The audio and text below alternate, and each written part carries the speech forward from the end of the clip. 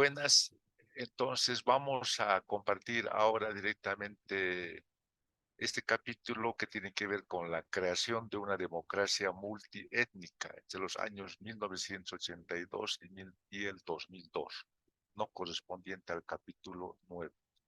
Es como el título justamente señala, lo que se hace aquí es crear las cosas. La democracia en nuestro país después de la dictadura tenemos que construirla, tenemos que crearla.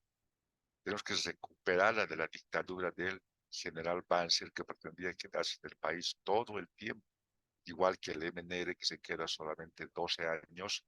Bueno, finalmente son expulsados por los propios militares, ¿no?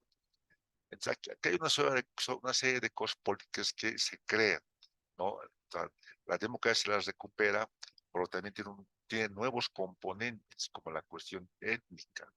Ah, eso, ¿no? O sea, que tiene que ver fundamentalmente con la ocupación, con la presencia en el poder de los grupos originarios, de la población originaria, que si bien los reconocemos, si bien están presentes nuestras leyes, pero una presencia evidente, una presencia con poder efectivo, esta población no la tenía. Entonces, a partir de el 82 y empieza a construirse directamente una presencia de los grupos originarios en el gobierno.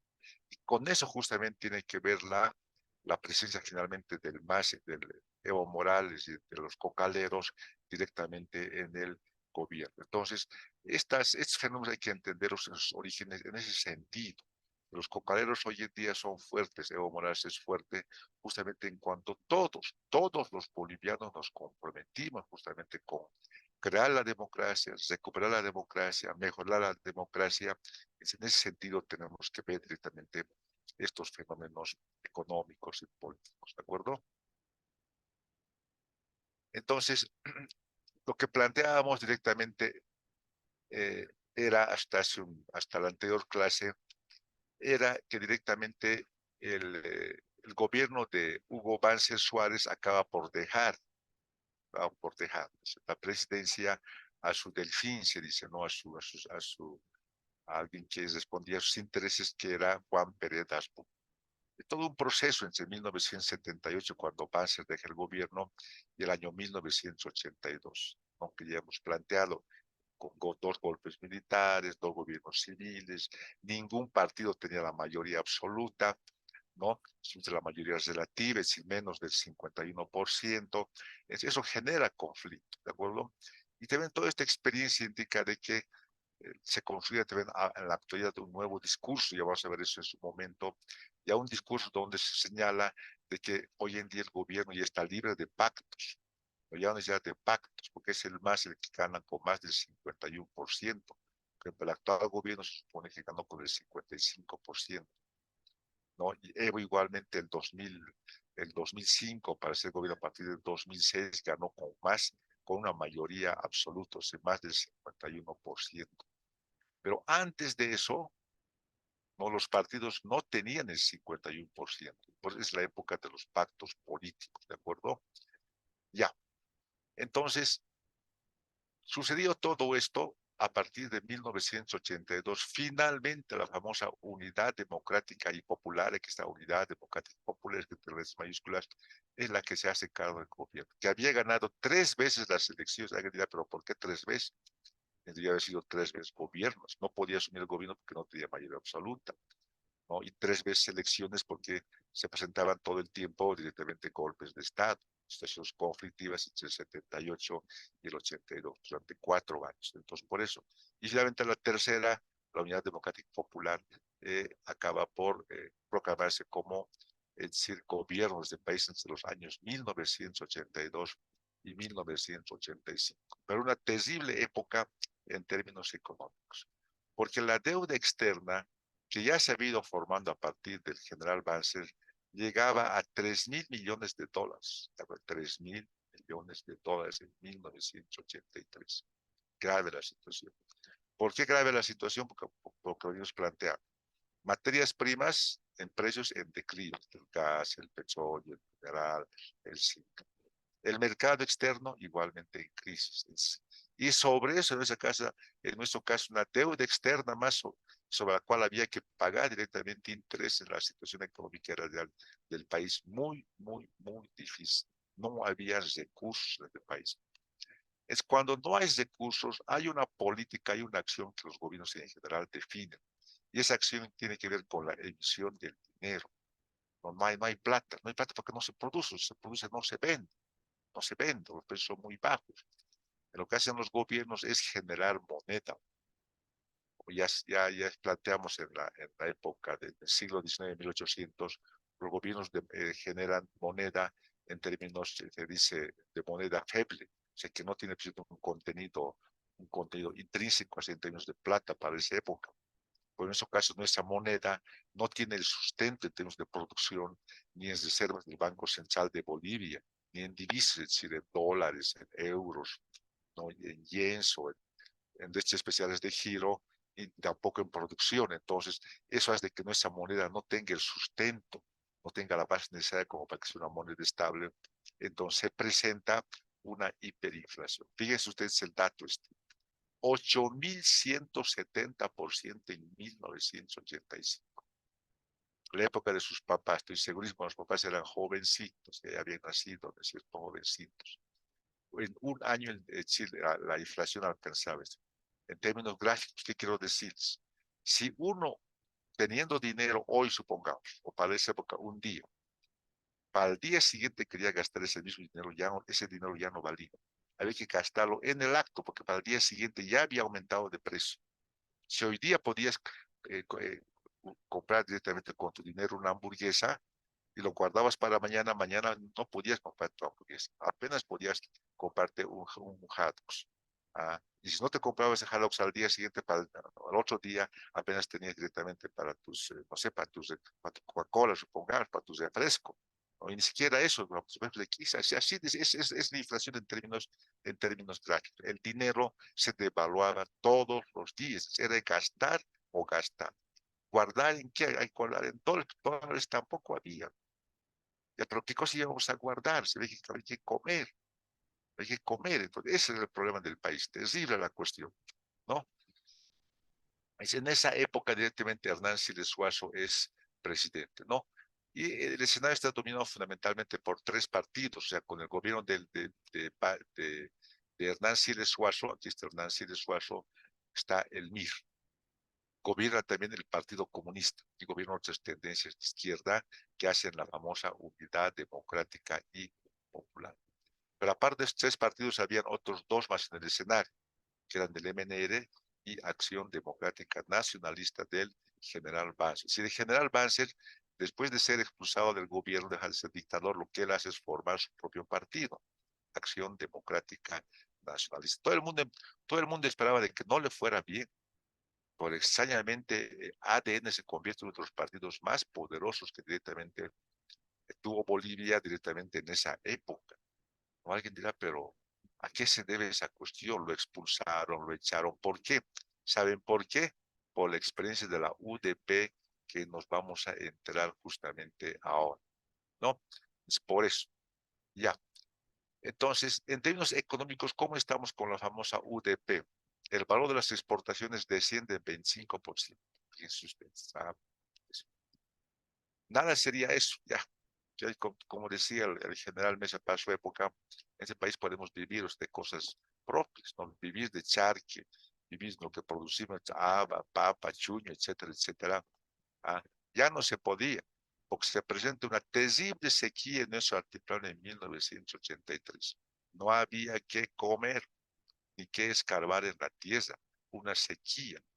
Así como hoy en día el lago está decreciendo, para la época se presenta algo parecido, ¿no? O algo mucho, mucho mayor, porque se afecta directamente ya la producción. Todo se seca. O sea, aparte que no vendíamos al exterior, aparte que nuestros sueldos no servían, aparte que nuestros dineros no servían ni para comprar directamente lo más elemental, directamente nuestros campos acaban por ser arrasados por la ausencia de agua. Terrible la época. Nada sería eso, sobre llovido mojado, como se dice. El estaño se acaba, no en nuestras minas, sino que ya no vale nada en el mercado mundial. Se acaba la época del estaño. Producir el estaño era un mal negocio, era un mal, porque los precios eran ridículos. muy seducidos.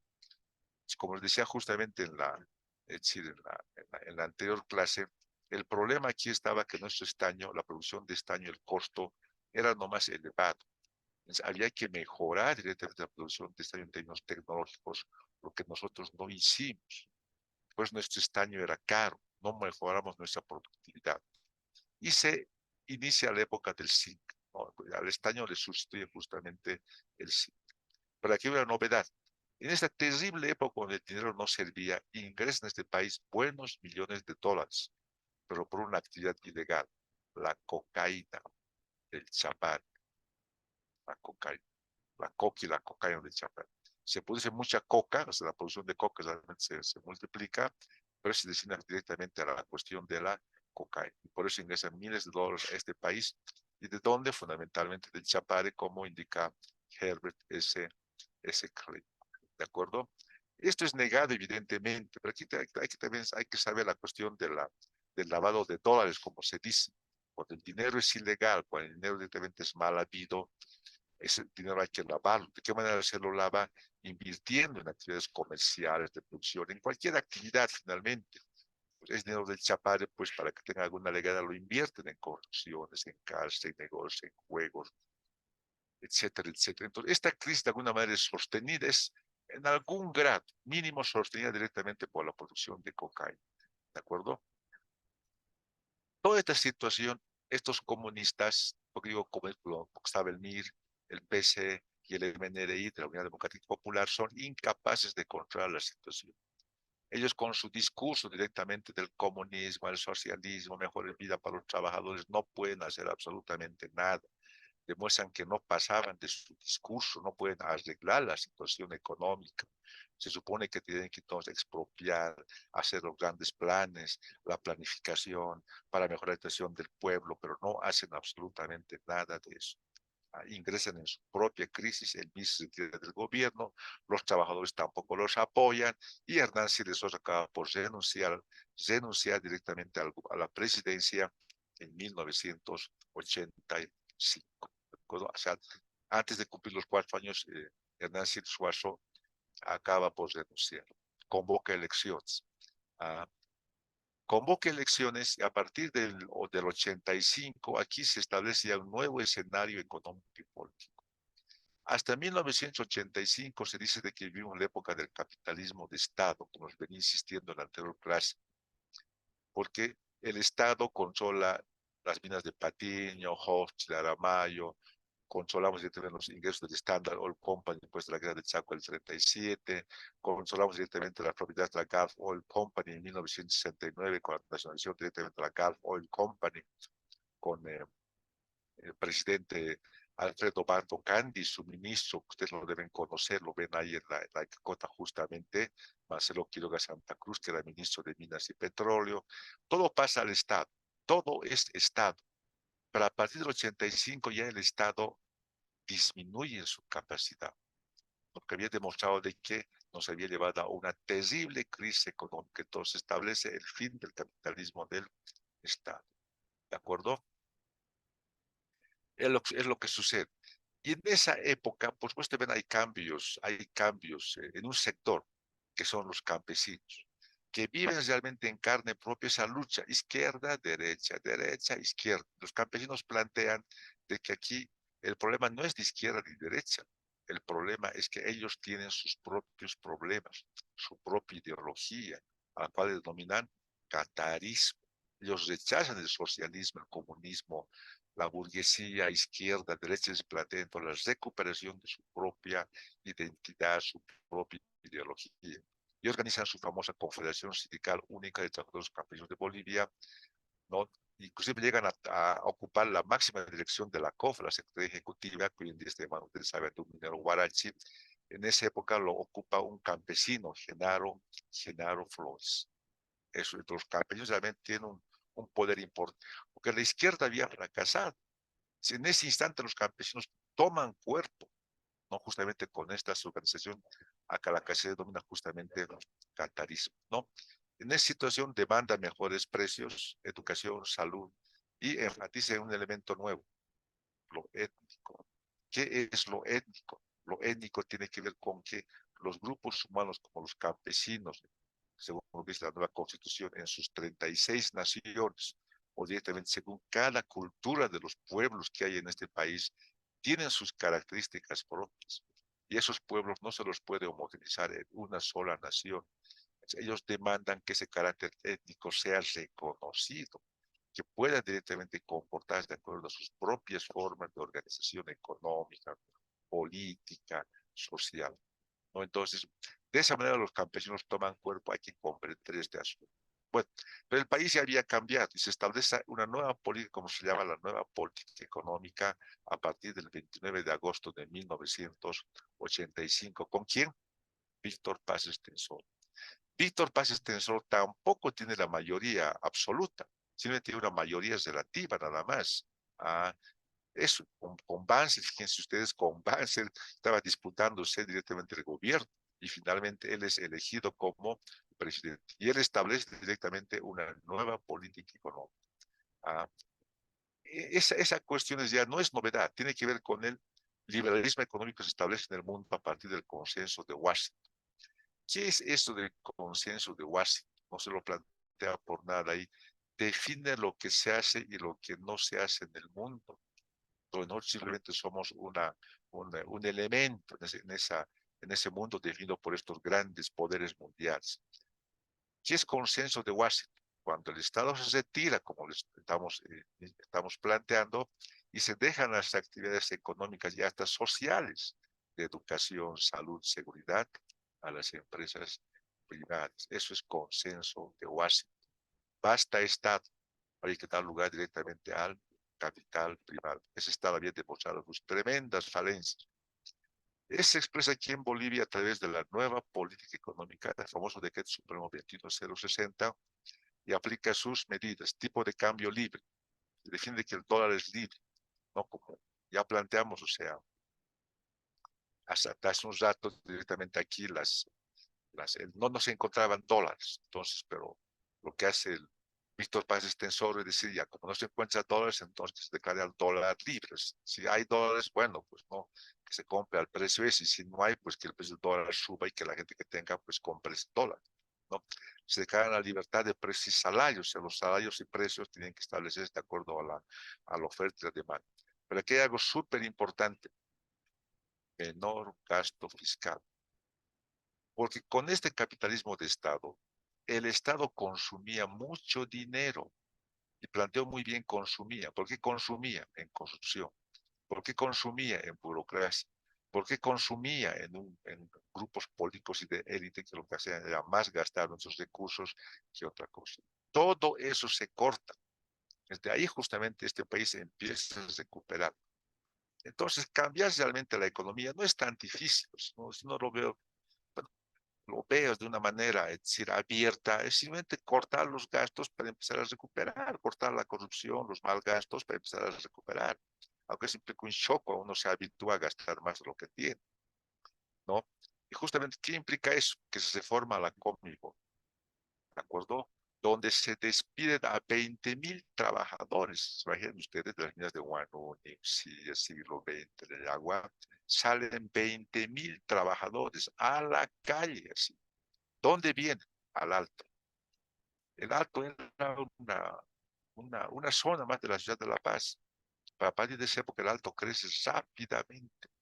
¿Y los mineros con qué vienen? Con sus buenas indemnizaciones. Después de haber trabajado 10 años, 15 años, 20 años, y que a lo sumo llegarían a 20, y que llega a 20 años un minero, no viven más por la cuestión de la silicosis, de la enfermedad, vienen con su buena plata y aquí compran sus casas, sus terrenos y empiezan a hacer una nueva vida como comerciantes. Entonces es importante destacar esta cuestión.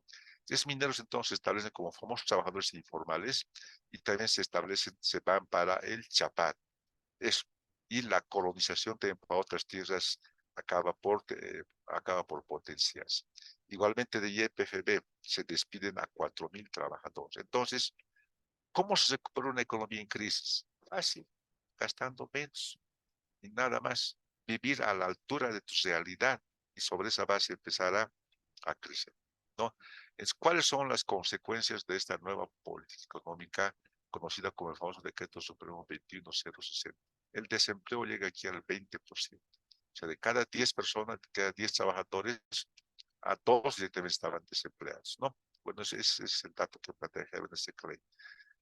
La crisis económica, pero las cosas no se arreglan, por supuesto, instantáneamente, de un momento a otro, bajo ninguna circunstancia. Eso no pasa absolutamente nada, ¿no? Nada es automático, como se dice, ¿no? Entonces, la crisis económica directamente, pero continúa, ¿de acuerdo? Fíjense ustedes las cosas que pasan en este país. Ah, el precio del estaño que con Siles Guaso había bajado bastante, ah, continúa bajando directamente con Víctor Paz Extensor. Se declara ya una bancarrota internacional del estaño. O sea, ya no, ya, ese negocio debería cerrarse. Doctor, Bastaba con le lo que restan producía, 4 minutos. bastaba con lo que producían los países que tenían más productividad. ¿Ah? Huelgas de hambre, bloqueos, etcétera, etcétera. Pero como señalamos ya acá, la coca resta el impacto de la crisis económica y directamente esa coca empieza a expandirse como era una alternativa de 12.000 hectáreas cultivadas a 60.000 hectáreas. Crecen los yungas, el Chapare se ve favorecido por la cuestión de caminos, el Chapare crece con la migración de la población indígena a ese lugar, ¿no? Frente a ese crecimiento de las drogas, Estados Unidos, igual que después de la revolución de 52, interviene en la lucha contra las drogas, cae la exportación de cocaína, es todo un conflicto, ¿no es cierto? A fines de la época del 90 ya, cuando sus papás ya eran relativamente grandes, ¿no? Entonces se presenta aquí una profunda reorganización de la economía nacional, ¿de acuerdo? Eso que quiero decir aquí, que si el Estado se reducía, el capital tenía que crecer. Entonces, eso hace directamente que YPFB directamente se tenga que potenciar con inversiones públicas y extranjeras. YPFB crece, se potencia gracias a la famosa capitalización. O sea, nos asociamos con capitales extranjeros, como Petrobras de Argentina, perdón, Brasil, YPF de Argentina, Repsol de España, etcétera, etcétera. Y la producción se potencia. Se construye el gasoducto Argentina y Sao Paulo, es cosas muy importantes, muy importantes. De aquí exportamos bastante y ingresan millones de dólares de este país. Las exportaciones de gas nomás suben de 100.000 millones a 500.000 millones del 90 al 2008. Fíjense ustedes, terrible la cuestión, ¿no? La evolución de las exportaciones de 1980 al 2000. Los minerales, o sea, disminuye, ¿de acuerdo? El valor de sus exportaciones, pero el mineral dice que disminuyen de más del 60% de las exportaciones, pero con el zinc, la crisis continúa evidentemente, aunque el zinc continúa manteniéndose por ahí con un precio disminuido. Pero los hidrocarburos habían aumentado, igualmente los productos no tradicionales directamente empiezan a potenciarse, ¿de acuerdo? Entonces, con esto, qué quiero decirles? Que hasta el 85 vivimos la época del capitalismo de Estado, donde es el Estado es el que define lo que se hace, lo que no se hace en la economía, en la educación, en la salud, en construcciones, en caminos. Pero a partir de 1985 todo se reorganiza directamente y se crea, vimos una nueva época, la época neoliberal, como se hizo la época liberal, como plantea Herbert S. Clay. Eso implica que nos asociamos directamente con el capital extranjero y nuestra economía se recupera, nuestra economía que estaba directamente, como decía en su época Víctor Paz Extensor, muriéndose, ya no había más, pues nos moría, ya no había plata que aguante, ya ni para un pan, no había ni para un pan, nos moríamos. Entonces, lo que hace Víctor Paz Extensor es eliminar intervención del Estado, cortar todo lo que es sobreempleo en todas las empresas, Comibol, YPFB, cierra directamente muchas actividades, o sea, estatales improductivas, gastamos menos, ¿no? Nos atraemos capital extranjero y de esa manera directamente empezamos directamente a, a, a potenciar. No es de una manera automática, pero directamente las cosas funcionan de mucho mejor manera gracias a nuestras asociación con el capital extranjero. Pues hasta aquí habíamos concluido esta primera parte del capítulo 9. ¿Está bien, señorita?